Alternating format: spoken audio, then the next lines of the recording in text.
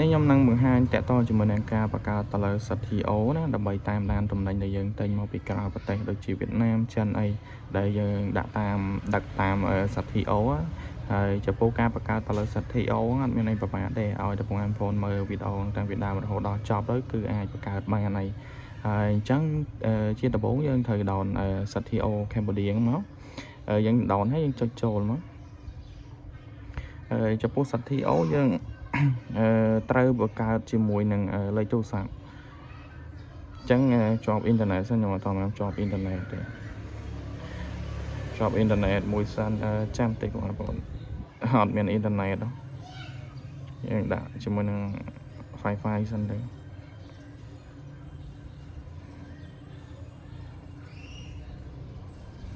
អូខេអត់តាមជាប់អ៊ីនធឺណិត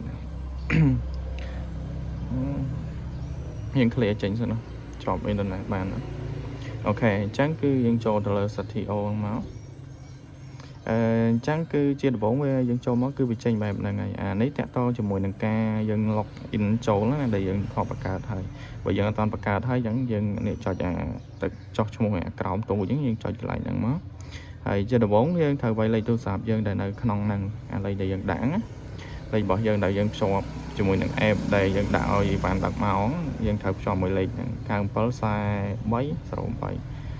97380809 អូខេហើយយើងវាយលេខហើយយើងចុចទទួលលេខកូដអញ្ចឹងវានឹងផ្ញើមកសារយើង AMS ពេលវាផ្ញើមកយើងនឹង load ឃើញពេល load ឃើញយើងចុចទៅវានេះមកហើយយើងចុចកន្លែងហ្នឹងទៅហើយវាមានរយៈពេល1នាទីអញ្ចឹងគឺកន្លែងលេខកូដនេះយើងត្រូវមានអក្សរនេះវាដាក់ពី6ទៅ16ក្នុងអញ្ចឹងគឺយើងត្រូវវាយឲ្យដូចយើងវាយយើងដាក់ថាខ្មែរ K E M E O 1 2 3 4 5អូខេហ្នឹងគឺជាលេខកូដរបស់ខ្ញុំណាហើយធម្មតាបងប្អូនពេលយើងដាក់ហ្នឹងហើយយើងចុចអត់បានទេអញ្ចឹងគឺយើងត្រូវចុចអាក្រោមទូចទេតែយើងអត់ចុចកន្លែងហ្នឹងគឺវាអត់បានទេអញ្ចឹងគឺយើងចុចកន្លែងហ្នឹងមកអញ្ចឹងយើងចុចកន្លែងហ្នឹងមកហើយយើងចុចចុះឈ្មោះតែយើងអត់បានចុចកន្លែងហ្នឹងគឺយើងចុចអត់ទៅទេអញ្ចឹងចុចទៅយើងចុចកន្លែងហ្នឹងហើយនេះវាថាចុះឈ្មោះទទួលបានជោគជ័យអញ្ចឹងអូខេវាចេញមកវិញអញ្ចឹងហើយយើងចុះឈ្មោះបានជោគជ័យណាអញ្ចឹងគឺយើងត្រូវវាយជាមួយនឹងលេខទូរស័ព្ទម្ដងទៀតចូលកន្លែងនេះ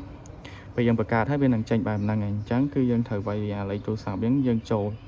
43 080អូខេហើយយើងវាយលេខកូដមិញណាលេខកូដដែលខ្ញុំថាដាក់ខ្មែរ115ហ្នឹង K M E O អូខេ1 2 3 4 5អាហ្នឹងគឺជាលេខកូដដែលយើងដាក់មិញណាអញ្ចឹងយើងចុចចូលមកហើយយើងចុចយល់ព្រមមកតែប៉ុណ្ណឹងគឺយើងទទួលបានជោគជ័យក្នុងការបង្កើតទៅលើ CTO ដើម្បីតាមដានតំណែងរបស់យើងអញ្ចឹងអានេះគឺតែយើងបង្កើតថ្មីមកវាមានគូផុសឲ្យយើងនេះហើយអញ្ចឹងគឺតែប៉ុណ្ណឹងយើងទទួលបានជោគជ័យហើយចំពោះការបង្កើតទៅលើ CTO ហើយចំពោះការតាមដានតំណែងគឺភាគច្រើនដែលវាផ្ញើមកយើងចូលកន្លែងនេះមកគឺវានឹងមានអីវ៉ាន់ណាបើយើងដឹកតាមអាហ្នឹងគឺវានឹងផ្លោតសារមកកន្លែងហ្នឹងអញ្ចឹងយើងចុចចូលកន្លែងសារហ្នឹងមកគឺវានឹងឃើញថាអីវ៉ាន់យើងដល់ណាហើយចំពោះការបង្កើតគឺមានតែប៉ុណ្្នឹងទេអត់មានអីពិបាកទេចំពោះការតាមដានតំណែងរបស់យើងអីនេះយើងមើលកញ្ចប់របស់យើងមកមានដឹកមកវានឹងឃើញលោតតាមហ្នឹងណាវីដេអូខ្ញុំមានតែប៉ុណ្្នឹងដែរអរគុណបងប្អូនដែលទស្សនាវីដេអូមួយនេះតាំងពីដើមរហូតដល់ចប់បើមានចម្ងល់អីអាច comment សួរបានគឺមានពេលខ្ញុំនឹងឆ្លើយបើថា